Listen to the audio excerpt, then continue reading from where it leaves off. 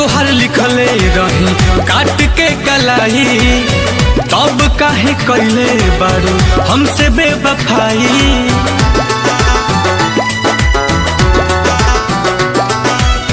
नाम तोहर लिखले रही काट के कलाई, तब काहे कैले बारू हमसे बेवफाई।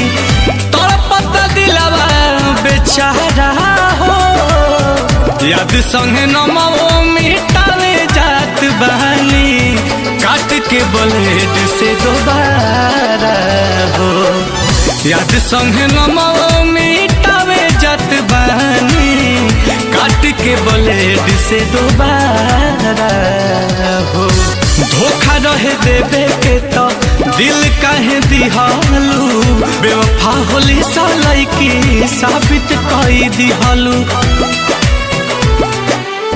धोखा रहे देवे के तो दिल काहे दिहालू, बेवफा होली सालाई की साबित कई दिहालू।